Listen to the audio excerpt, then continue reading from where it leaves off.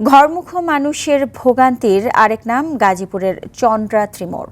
উত্তরবঙ্গের ২৫ জেলার এই প্রবেশ মুখে অপরিকল্পিত সড়ক ডিভাইডার, যত্রতত্র যাত্রী ওঠানামা আর মহাসড়কে ৩ চাকার অবৈধ যানের কারণে এবারও তীব্র যানজটের আশঙ্কা করছেন চালক ও যাত্রীরা। কালিয়াকৈর প্রতিনিধি কামাল হোসেন বিপ্লবের তথ্যচিত্রে বিস্তারিত জানাচ্ছেন লিওন আজাদ। গাজীপুরের কালিয়াকৈর উপজেলায় রয়েছে প্রায় ৩ শতাধিক শিল্প কলকারখানা। ঈদে এসব কারখানা একসঙ্গে ছুটি হলে চন্দ্রা ত্রিমোড় এলাকায় চাপ বেড়ে যায় কয়েক গুণ। উত্তরবঙ্গের ২৫টি জেলার প্রায় ৬০ লাখ মানুষের বাড়ি ফেরার একমাত্র প্রবেশমুখ চন্দ্রা। যাত্রী ও চালকদের অভিযোগ, চন্দ্রা এলাকা জুড়ে অপরিকল্পিত সড়ক ডিভাইডার নির্মাণ, যত্রতত্র গাড়ি থামিয়ে যাত্রী ওঠা নামার কারণেই মূলত এই তীব্র যানজটের সৃষ্টি হয়। এছাড়া মহাসড়কে সরকারি নিষেধাজ্ঞা অমান্য করে আইন শৃঙ্খলা বাহিনীর চোখের সামনেই দাপিয়ে বেড়াচ্ছে ৩ চাকার অবৈধ যান।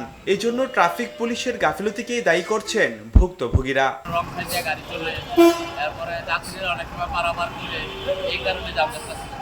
দখল করে যে দোকানগুলো হয়েছে, এই দোকান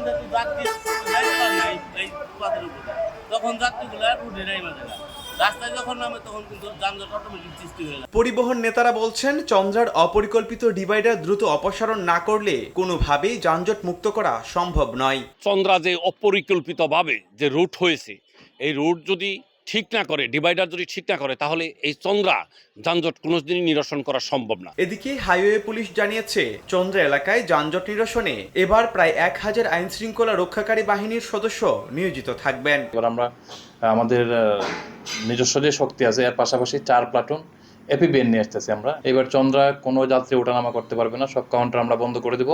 এটা ঊর্ধ্বতন মহলের সিদ্ধান্ত অলরেডি হয়েছে, আমরা লিখিত আদেশ পেয়েছি। পরিকল্পনার সঠিক বাস্তবায়ন আর প্রশাসনের কঠোর তৎপরতায় ভোগান্তিহীন ঈদ যাত্রায় স্বস্তিতে বাড়ি ফিরবেন সাধারণ মানুষ, এমনটাই প্রত্যাশা সবার।